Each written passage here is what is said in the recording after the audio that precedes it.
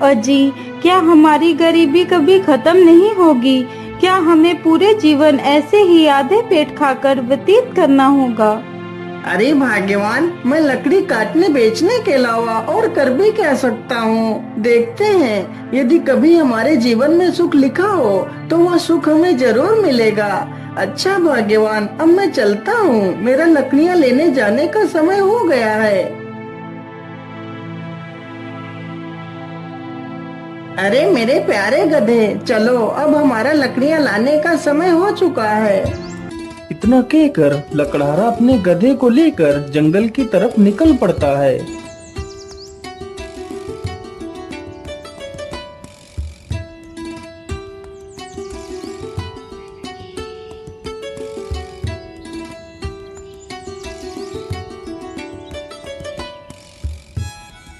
मेरे हिसाब से यही पेड़ ठीक रहेगा, चलो इसे ही काट लेता हूँ।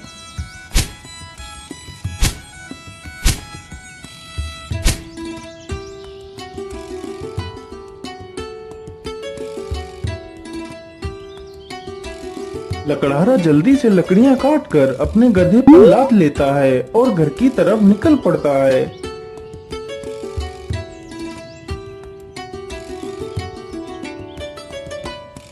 पानी पानी पानी, मेरी सहायता करो। अरे ये किसकी आवाज है? मुझे लगता है कोई तकलीफ में है, चलो चलकर देखता हूँ। लकड़हारा जल्दी से उसी ओर जाने लगता है जिस ओर से वह आवाज आ रही थी। पानी पानी पानी, मेरी सहायता करो। अरे ये क्या? ये तो एक तोता है, लेकिन यह तो पूरी तरह जख्मी हो चुका है। मैं ऐसा करता हूँ, इसे भी अपने साथ ही ले चलता हूँ। लकड़हारा जल्दी से उस तोते को उठा लेता है और उसे भी अपने साथ ले जाता है।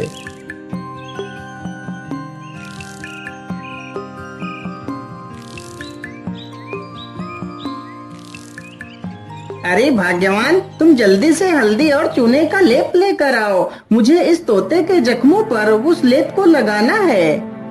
लकड़हारे की पत्नी तुरंत ही हल्दी और चूने का लेप लेकर आती है। लकड़हारा तुरंत ही उस तोते के जख्मों पर उस लेप को लगाने लगता है। अरे तोता भाई, मैंने तुम्हारे जख्मों पर दवाई लगा दी है, अब तुम जल्दी ही स्वस्थ हो जाओगे। इस प्रकार तोता 1-2 दिनों में ही पूरी तरह स्वस्थ हो जाता है।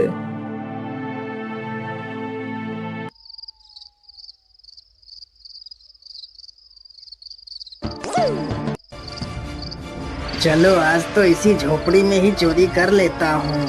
हो सकता है इस झोपड़ी में ही मुझे कुछ काम की चीज मिल जाए। इतना कहकर वह चोर उस झोपड़ी में घुस जाता है। तभी वह तोता उस चोर को देख लेता है। अरे मालिक, जल्दी से उठिए, देखिए चोर आ गया। अरे मालिक जल्दी उठो। अरे मालिक जल्दी से उठिए, देखिए चोर आ गया। अरे मालिक जल्दी उठो। अरे वाह, यह तोता तो बोलता भी है, तो क्यों ना मैं इसी तोते को ही पकड़ ले जाता हूँ। बाजार में तो इसकी कीमत अच्छी मिलेगी, और तो कुछ इस झोपड़ी में दिख भी नहीं रहा है। इतना सोचकर चोर तुरंत ही तोते का पिंजरा उठाता है और वहाँ से भाग जाता है।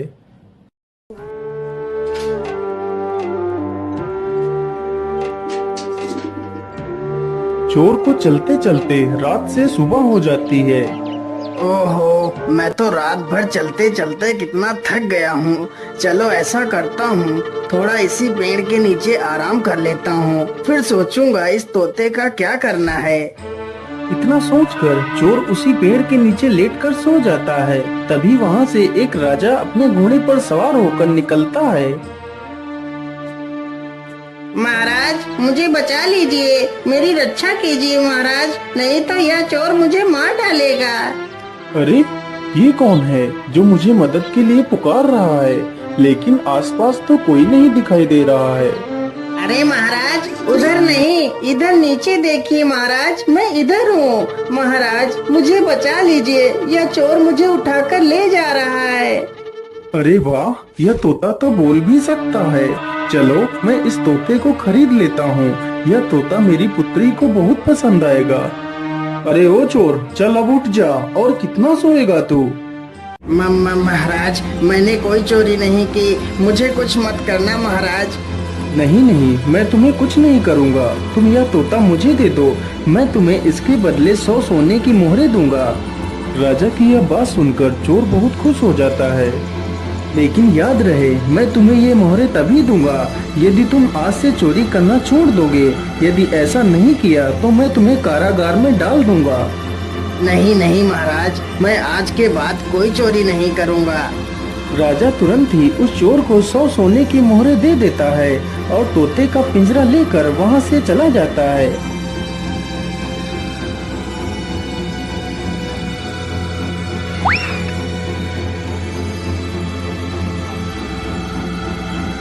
अरे राजकुमारी, तुम कहाँ हो? देखो मैं तुम्हारे लिए क्या लेकर आया हूँ। अरे पिताजी, यह तोता तो कितना सुंदर है। हाँ पुत्री, यह कोई ऐसा वैसा तोता नहीं है। यह तोता इंसानी भाषा को बोल और समझ सकता है। फिर तो यह एक अद्भुत तोता है। पिताजी, आज से मैं इस तोते को अपने साथ ही रखूंगी।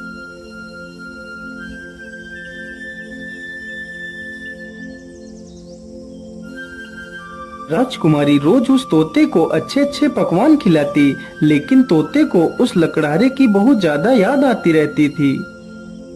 अरे मेरे प्यारे तोते, मैं तुम्हें कुछ भी खिलाती हूँ, तुम उसे सही ढंग से क्यों नहीं खाते हो?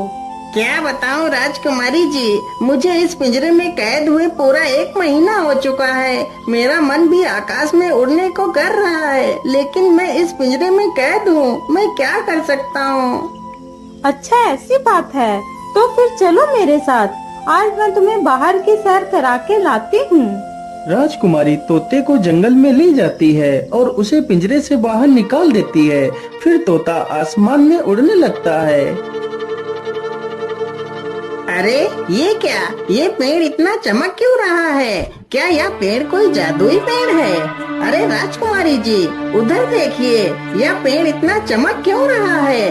क्या यह कोई जादुई पेड़ है?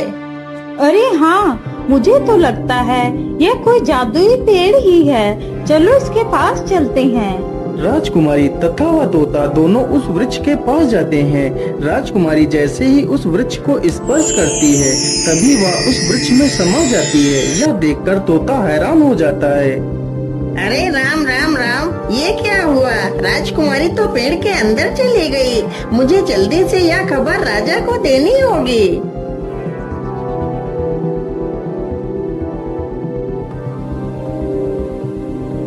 अरे ये मैं कहाँ आ गई? ये कौन सी जगह है? तभी एक बड़ा सा बाज राजकुमारी के सामने आकर खड़ा हो जाता है। अरे यह बाज तो कितना विशाल है। इतना बड़ा बाज तो मैंने आज तक नहीं देखा। तभी वह बाज राजकुमारी को अपने पंजे में दबाकर उड़ जाता है। अरे दुष्ट बाज, मुझे छोड़ दे। तू मुझे कहाँ ले जा रहा है? वह बाज राजकुमारी को एक गुफा के भीतर ले जाता है, जहाँ एक डायन खड़ी होती है।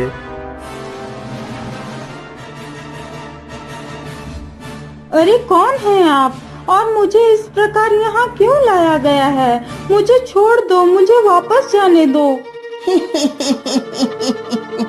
चली जाना, चली जाना, इतनी जल्दी किस बात की है? तुम इस समय पाताल लोक में हो। यहाँ से निकलना इतना आसान नहीं है। तुम यहाँ से तभी बाहर जा सकती हो जब मैं चाहूँगी। यदि तुम यहाँ से बाहर जाना चाहती हो तो तुम्हें मेरा एक काम करना होगा। बोलिए, आप क्या काम करवाना चाहती हैं? राजकुमारी जी, तुम्हें मेरे लिए अमृत लाना होगा। लेकिन ये अमृत कहाँ मिलेगा? ये अमृत तुम्हें रंगी कंचन की पहाड़ियों में मिलेगा। लेकिन ये पहाड़ी कहाँ पर है?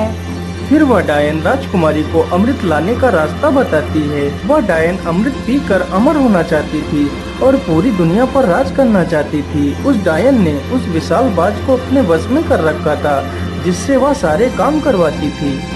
डायन की ये सारी बातें सुनकर राजकुमारी वहाँ से अमृत लाने के लिए चल पड़ती है।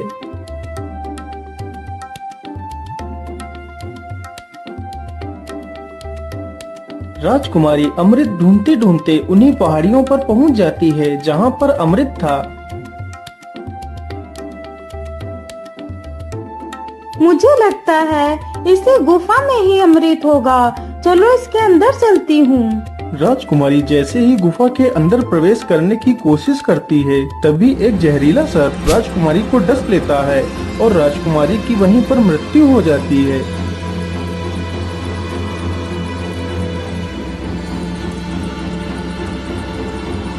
महाराज, यह वही पेड़ है जिसमें राजकुमारी समा गई है।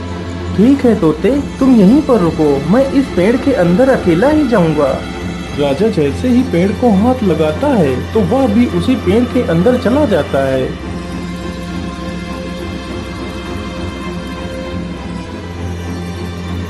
तभी वही बाज फिर से आता है और राजा को भी उठाकर उसी डायन के पास ले जाता है।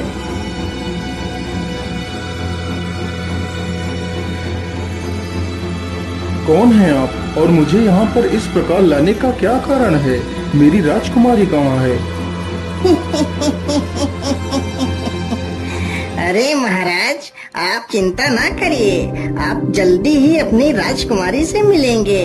उससे पहले आपको मेरा एक काम करना होगा।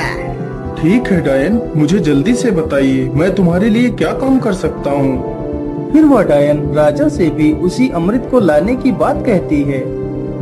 ठीक है डायन, मैं तुम्हें वह अमृत लाकर दे दूंगा, लेकिन मेरी पुत्री को कुछ नहीं होना चाहिए। इतना कहकर राजा अमृत लाने के लिए चल पड़ता है।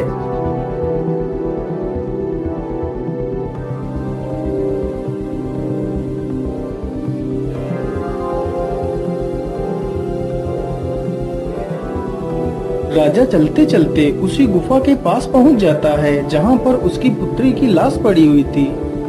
अरे ये क्या, ये तो राजकुमारी पड़ी है, लेकिन मेरी पुत्री को क्या हुआ? हे भगवान, मेरी पुत्री को तो किसी जहरीले सर्प ने डस लिया है। इसका मतलब उस दुष्ट डायन ने मेरी पुत्री से भी वो अमृत लाने को कहा होगा। अब मैं उस डायन को जिंदा नहीं छोड़ूंगा। मुझे लगता है इस गुफा में कोई जहरीला सर्प भी है, मुझे ध्यान से आगे बढ़ना होगा। इतना कहकर राजा राजकुमारी को वहीं पर छोड़कर आगे बढ़ता है। तुम्हारी हिम्मत कैसे हुई इस गुफा में आने की? मैं तुम्हें जिंदा नहीं छोड़ूंगा। सर्प जैसे ही राजा को डसने के लिए आगे बढ़ता है, राजा तुरंत अपनी तलवार से सर्प के 2 टुकड़े कर देता है। दुष्ट, तूने ही मेरी पुत्री को मारा है, मैं भला तुझे जिंदा कैसे छोड़ सकता था? इतना कहकर राजा गुफा में आगे बढ़ता है। राजा जैसे ही आगे बढ़ता है, तभी एक तीर बहुत ही तेज रफ्तार से राजा को छूकर निकल जाता है। तभी राजा अपने कदम पीछे ले लेता है। अरे ये क्या, इस गुफा में तो तीर की वर्षा होने लगी। अब क्या करूं, अमृत तक कैसे पहुंचूं? फिर राजा तीर चलने की प्रक्रिया को ध्यान से देखता है। अरे ये क्या, जब एक तीर इस दिशा से उस तरफ जाता है, तभी दूसरा तीर उस दिशा से इस तरफ आता है। इसका मतलब यदि मैं एक एक कदम आगे बढ़ाऊं तो मैं अमृत तक पहुंच सकता हूं। इस प्रकार राजा अपनी बुद्धि के बल पर उस चुनौती को भी पार कर जाता है।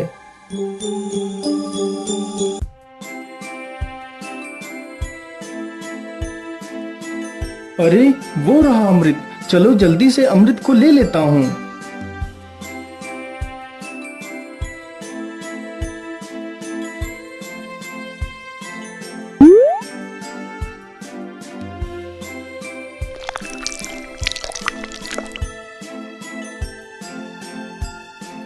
मैं ऐसा करता हूँ, पहले मैं इस अमृत को अपनी पुत्री को पिलाता हूँ। ये सोचकर राजा अपनी पुत्री को अमृत पिलाता है। अमृत पीते ही उसकी पुत्री जीवित हो जाती है। अरे पिताजी, आप यहाँ पर कैसे आ गए? पुत्री, मैं तुम्हें लेने आया हूँ। अब तुम बिल्कुल भी चिंता मत करो, मैं यहाँ पर आ गया हूँ। फिर वह राजा उस अमृत को खुद भी पी लेता है और बाद में बचा हुआ अमृत उस सर्प के मुंह में डाल देता है। अमृत मुंह में पड़ते ही सर्प भी जीवित हो जाता है। फिर वह राजा उस सर्प को अपनी पूरी कहानी सुनाता है। मैंने तुम्हें इसलिए जीवित किया है ताकि तुम फिर से इस अमृत की रक्षा करो। महाराज, मैंने आपको पहचानने में भूल कर दी, मुझे क्षमा कर दीजिए महाराज। अरे नहीं नहीं सर्पदेव, इसमें तुम्हारी कोई गलती नहीं है, यह तो तुम्हारा फर्ज था। अच्छा, अब मैं चलता हूँ।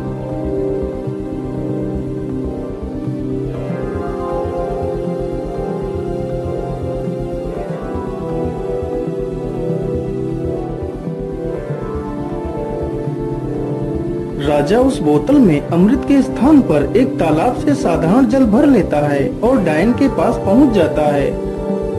ये लीजिए डायन, मैं तुम्हारे लिए अमृत लेकर आ गया हूँ। अब मुझे बाहर जाने का रास्ता बता दीजिए। अरे वाह राजा, तुम तो कितने बहादुर हो। यह अमृत आज तक कोई नहीं ला सका। जो भी गया वह लौट कर नहीं आया और तुम तो अमृत लेकर आ गए। चलो चलो, जल्दी से मुझे यह अमृत दे दो। राजा तुरंत ही उस डायन को वह पानी से भरी हुई बोतल दे देता है। डायन तुरंत ही उस पानी को अमृत समझकर पी जाती है। हे डायन, मैंने आपके कहे अनुसार आपको अमृत लाकर दे दिया। अब मुझे बाहर जाने का मार्ग बता दीजिए। इतनी भी जल्दी क्या है? अब मैं अमर हो चुकी हूँ। अब तुम दोनों यहाँ से कहीं नहीं जाओगे। आज से तुम दोनों भी मेरे गुलाम हो। अरे डायन, ये तो सरासर धोखा है। मुझे यहाँ से जाने का मार्ग बताओ, नहीं तो मैं तुझे मार डालूंगा। अरे मूर्ख राजा, अब मैं अमर हो चुकी हूँ। अब तू मेरा कुछ भी नहीं बिगाड़ सकता। अच्छा, ऐसी बात है तो फिर ये ले मेरे इस तलवार के वार को झेल। इतना कहकर राजा उस डायन के पेट में तलवार घुसा देता है। ये क्या हो गया? मैं तो अमर हो गई थी। इसका मतलब तूने मेरे साथ धोखा किया है। पानी पीकर खुद को अमर समझने वाली उस डायन की मृत्यु हो जाती है। डायन के मरते ही वह बाज आजाद हो जाता है। महाराज, आपकी जय हो। आप तो बहुत वीर और बुद्धिमान हैं। आपका बहुत बहुत धन्यवाद महाराज, जो आपने मुझे इस डायन की गुलामी से आजाद करा दिया। हे बाज, क्या तुम यहाँ से बाहर निकलने का रास्ता जानते हो? जी महाराज, आप दोनों हमारी पीठ पर बैठ जाइए, मैं अभी आपको बाहर ले चलता हूँ। दोनों ही बाज की पीठ पर बैठ लेते हैं और बाज उन दोनों को लेकर एक दरवाजे के पास जाता है। महाराज, इसी दरवाजे के बाहर आपकी दुनिया है, यहीं से आप बाहर जा सकते हो महाराज। राजा तथा राजकुमारी दोनों बाज का धन्यवाद करते हैं और उस दरवाजे से बाहर चले जाते हैं।